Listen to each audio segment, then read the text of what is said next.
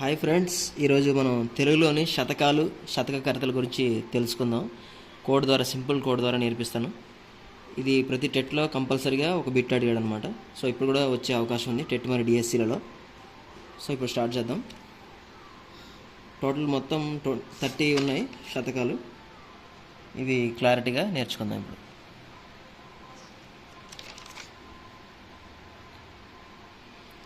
First one వచ్చేసి సుమతి శతకం.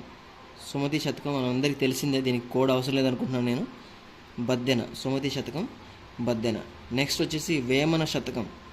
వేమన పేరులోనే ఉంది కదా, వేమన శతకం వేమన. నెక్స్ట్ వచ్చేసి గువ్వల చెన్న, గువ్వల చెన్న శతకం. గువ్వల చెన్నడు పేరులోనే ఉంది. ఓకే. నెక్స్ట్ వచ్చేసి తెలుగు బాల శతకం. తెలుగు బాల శతకం జంధ్యాల పాపయ్య శాస్త్రి. తెలుగు బాల జంధ్యాల, తెలుగు బాల జంధ్యాల అని గుర్తుపెట్టుకోవచ్చు. లా లా. నెక్స్ట్ తెలుగు పూల శతకం. తెలుగు పూల శతకం నార్ల చిరంజీవి. నార్ల చిరంజీవి. తెలుగు పూల శతకం నార్ల చిరంజీవి. దీన్ని ఎలా గుర్తుపెట్టుకోవాలంటే, ఇక్కడ పూలు ఉంది కదా, పూలు అనమాట. చిరంజీవి, హీరో చిరంజీవి ఏం చేసేవాడంటే హీరోయిన్లకి పూలు తెచ్చి ఇచ్చేవాడు అనమాట. ఎందుకంటే వాళ్ళని బొట్లో వేసుకుందామని, ఇంకా వాళ్ళని ఇంప్రెస్ చేద్దామని చిరంజీవి ఏం చేశాడంట, హీరోయిన్లకి పూలు తెచ్చి ఇచ్చేవాడు అనమాట. అలా గుర్తుపెట్టుకోవచ్చు. తెలుగు బాల అంటే జంధ్యాల, తెలుగు పూల అంటే, పూలు అంటే మనకి హీరో చిరంజీవి గుర్తు రావాలి. ఎందుకంటే హీరో చిరంజీవి హీరోయిన్లకి పూలు తెచ్చి ఇచ్చేవాడని గుర్తుపెట్టుకోండి. నెక్స్ట్ నార్ల వారి మాట. నార్ల వెంకటేశ్వరరావు. ఇక్కడ నార్ల ఉంది, ఇక్కడ కూడా నార్ల ఉంది. ఇలా సింపుల్ గుర్తుపెట్టుకోవచ్చు. పూలు అంటే మాత్రం చిరంజీవి గుర్తుపెట్టుకోండి. నార్ల వారి మాట, నార్ల అంటే నార్ల వెంకటేశ్వరరావు. నెక్స్ట్ కాళికాంబ శతకం. కాళికాంబ శతకం ఎవరు? పోతులూరి వీరబ్రహ్మం. పోతులూరి వీరబ్రహ్మం. దీన్ని ఎలా గుర్తుపెట్టుకోవాలంటే, కాళికా మాతకి మనం బలిస్తాం. ఏమిస్తాం? పోతుల్ని బలిస్తాం అనమాట. పోతులూరి వీరబ్రహ్మం. కాళికా మాతకి పోతుల్ని బలిస్తాం కాబట్టి కాళికాంబ శతకం పోతులూరి వీరబ్రహ్మం. ఓకే. నెక్స్ట్ వచ్చేసి భాస్కర శతకం. భాస్కర శతకం దీన్ని ఎవరు రచించారంటే మారద వెంకయ్య. భాస్కర శతకం ఎవరు? మారద వెంకయ్య. దీన్ని ఎలా గుర్తుపెట్టుకోవచ్చు అంటే, భాస్కరుడు అంటే సూర్యుడు. సూర్యుడు ఏ దిక్కున ఉదయిస్తాడు? మనకి తూర్పు దిక్కున ఉదయిస్తాడు. సో అదే పడమర దిక్కున ఉదయిస్తాడా? ఉదయించాడు. కాబట్టి ఆ సూర్యుడు ఉదయించే దిక్కు మారదు కాబట్టి మారద వెంకయ్య అని గుర్తుపెట్టుకోవచ్చు. సూర్యుడు ఉదయించే దిక్కు ఎప్పటికీ మారదు, తూర్పు దిక్కునే ఉదయిస్తాడు కదా, కాబట్టి మారద వెంకయ్య అని గుర్తుపెట్టుకోండి. నెక్స్ట్ వచ్చేసి కుమార కుమారి శతకం. కుమార కుమారి శతకం పక్కి అప్పల నరసింహం.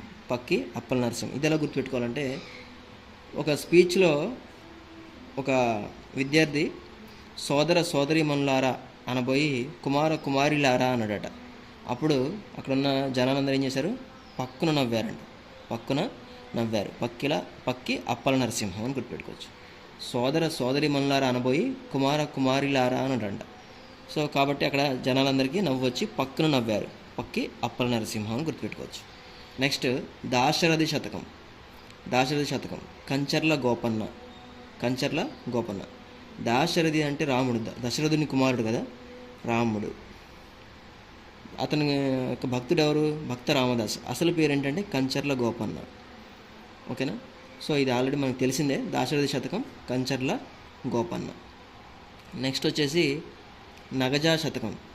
నగజా శతకం ఎవరు? చుక్కాకోటి వీరభద్రమ్మ. చుక్కాకోటి వీరభద్రమ్మ. దీన్ని ఎలా గుర్తుపెట్టుకోవాలంటే, ఇక్కడ నగజా శతకంలో నగ ఉంది, ఇక్కడ కోటి. అంటే నగలు ₹1,00,00,000 పెట్టి కొనుక్కుందంట ఎవరు? వీరభద్రమ్మ. నగలు ₹1,00,00,000 పెట్టి కొనుక్కుందంట వీరభద్రమ్మ. సో ఇక్కడ మనకు నగ అనగానే ₹1,00,00,000 గుర్తు రావాలి. కోటి, నగ, కోటి. చుక్కాకోటి వీరభద్రమ్మ. నగలు ₹1,00,00,000 పెట్టి కొనుక్కుందట వీరభద్రమ్మ. చుక్కాకోటి వీరభద్రమ్మ. నెక్స్ట్ హితోక్తి శతకం. హితోక్తి శతకం గద్దల శామ్యూల్. గద్దల శామ్యూల్. హితోక్తి అంటే మంచి మాటలని. ఓకేనా? హితోక్తులు ఎవరు చెప్పాలి? మనుషులకు చెప్పాలి. కానీ ఈయన ఏం చెప్పాడంట? శామ్యులు గద్దలకి వెళ్ళి చెప్పాడంట. గద్దల్ని కూర్చోబెట్టి చెప్పాడంట. గద్దల శామ్యూల్ అని గుర్తుపెట్టుకోవచ్చు. హితోక్తులు. నెక్స్ట్ ఆంధ్రపుత్ర శతకం.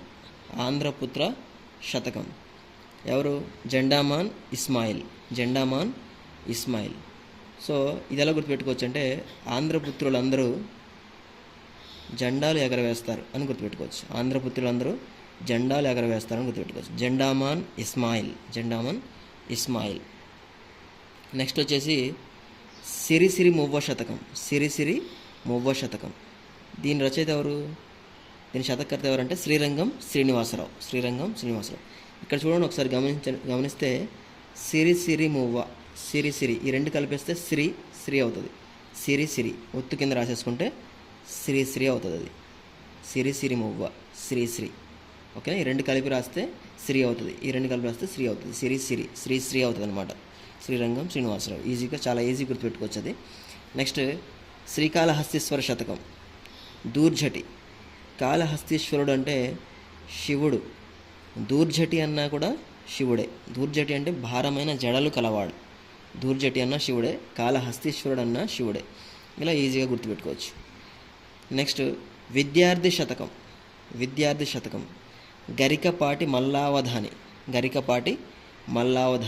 దీన్ని ఎలా గుర్తుపెట్టుకోవచ్చు అంటే విద్యార్థి గరికపాటి. దీన్ని ఎలా గుర్తుపెట్టుకుంటే గరికపాటి గారు మనకి ఇప్పుడు చాలా ఫేమస్, అందరికీ తెలిసిందే. ఆయన మంచి మంచి మాటలు, గొప్ప గొప్ప ప్రవచనాలు చెప్తూ ఉంటారు. సో ఆయన కూడా ఒకప్పుడు విద్యార్థి, ఆయన కూడా మనలాగా ఒకప్పుడు విద్యార్థి అనమాట. సో అలా గుర్తుపెట్టుకోండి. విద్యార్థి అనగానే మనకి గరికపాటి గారు గుర్తు రావాలి. గరికపాటి మల్లావధాని. నెక్స్ట్ విద్యాశతకం ఎవరంటే పెరుమాళ్ళ మునెప్ప.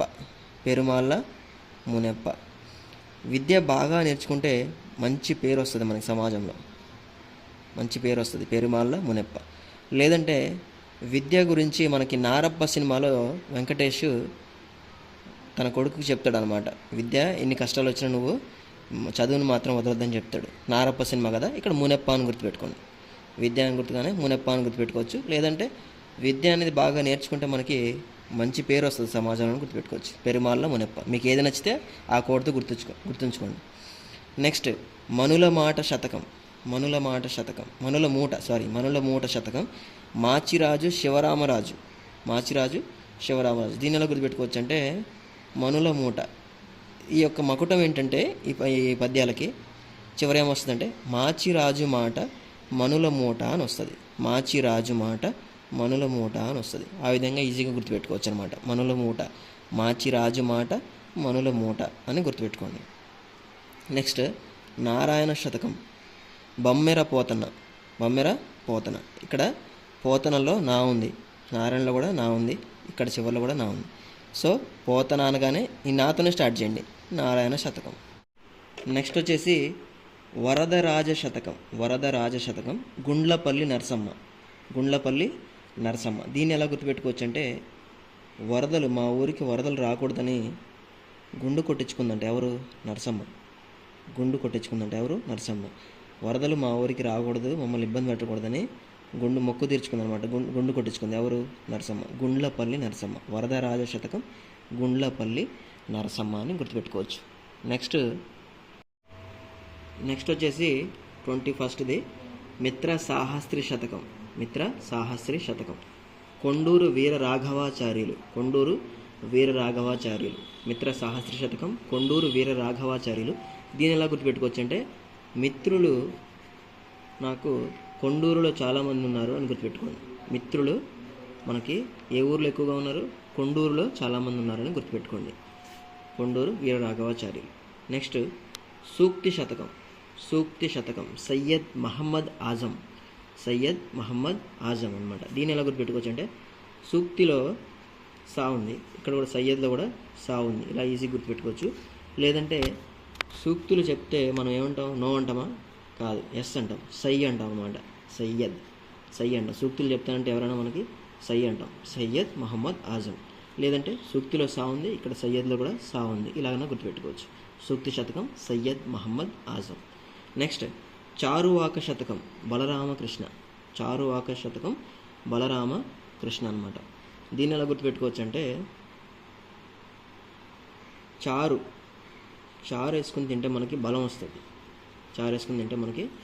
వస్తుంది. బలరామకృష్ణ అని గుర్తుపెట్టుకోవచ్చు. నెక్స్ట్ వచ్చేసి వాయునందన శతకం. ఎవరు? కొలకలూరి స్వరూపరాణి. కొలకలూరి స్వరూపరాణి. ఇక్కడ వాయునందనుడు అంటే మనకు తెలుసు హనుమంతుడు. ఓకే, అతని స్వరూపం చాలా పెద్దగా ఉంటుంది అనమాట. చాలా చాలా పెద్దగా ఉంటుందని గుర్తుపెట్టుకోవచ్చు. వాయునందన స్వరూపం చాలా పెద్దగా ఉంటుందని గుర్తుపెట్టుకోవచ్చు. లేదంటే నందన, ఇక్కడ నందన అని పేరుంది, ఇక్కడ స్వరూప అని పేరుంది. నందన స్వరూప ఇద్దరు కైకలూరికి చెందిన వాళ్ళుగా గుర్తుపెట్టుకోవచ్చు. ఓకేనా? లేదంటే నందన స్వరూప ఇద్దరు స్నేహితులని గుర్తుపెట్టుకోండి ఈజీగా. మీకు ఎలా అంటే అలాగా. నెక్స్ట్ సుభాషిత రత్నావళి. సుభాషిత రత్నావళి ఏనుగు లక్ష్మణ కవి. ఏనుగు లక్ష్మణ కవి. దీన్ని ఎలా గుర్తుపెట్టుకోవచ్చు మరి?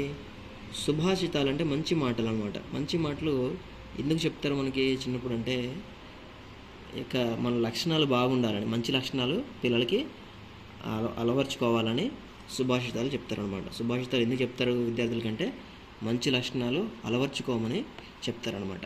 కాబట్టి ఏనుగు లక్ష్మణ కవి, సుభాషిత రత్నావళి ఏనుగు లక్ష్మణ కవి. సుభాషితాలు అనగానే మనకి లక్షణాలు గుర్తు రావాలి.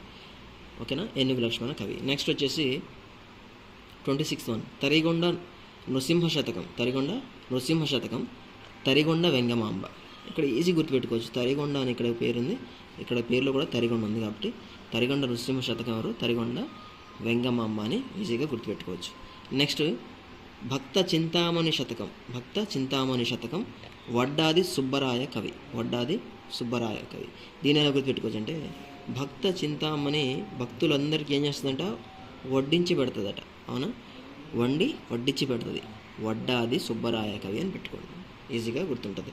భక్త చింతామణి, ఇక్కడికి భక్తి ఎక్కువ కాబట్టి భక్తులు కూడా, వచ్చిన భక్తులు కూడా వడ్డించి పెట్టింది అన్నమాట. వడ్డించి పెడుతుంది. వడ్డాది సుబ్బరాయ కవి. నెక్స్ట్ సర్వేశ్వర శతకం. సర్వేశ్వర శతకం యథావాక్కుల అన్నమయ్య. యథావాక్కుల అన్నమయ్య. దీన్ని ఎలా గుర్తుపెట్టుకోవచ్చు? సర్వేశ్వరలో ఇక్కడ వా అవుతుంది కదా, ఇక్కడ వాక్కులలో వా ఉంది. వాక్కుల అన్నమయ్య. యథావాక్కుల అన్నమయ్య. సర్వేశ్వర శతకం యథావాక్కుల అన్నమయ్య. నెక్స్ట్ వృషాధిప శతకం. వృషాధిప శతకం పాల్కురికి సోమనాథుడు. పాల్కురికి సోమనాథుడు. దీన్ని ఎలా గుర్తుపెట్టుకోవచ్చు మరి? వృషభం అంటే ఎద్దు. వృషభం అంటే ఎద్దు. ఇక్కడ పాలు అనే పదం ఉంది. ఎద్దు మనకి పాలు ఇస్తుందా? ఇవ్వదు. సో వృషభం ఎద్దు మనకి పాలు ఇవ్వదని గుర్తుపెట్టుకోండి. వృషాధిప శతకం పాల్కురికి సోమనాథుడు. నెక్స్ట్ నరసింహ శతకం. నరసింహ శతకంలో ఇక్కడ 0 ఉంది కదా, ఎవరు ఇక్కడ కవి? ఎవరు? శేషప్ప కవి. సో దీన్ని ఎలా గుర్తుపెట్టుకోవచ్చు అంటే ఇక్కడ 0 ఉంది, శేషం, ఇక్కడ శేషం 0 అని గుర్తుపెట్టుకోండి. నరసింహ శతకంలో 0 ఉంది. సో కవి ఎవరంటే శేషప్ప కవి. శేషప్ప కవి. శేషం ఉంది కదా, శేషం 0 అని గుర్తుపెట్టుకోవచ్చు.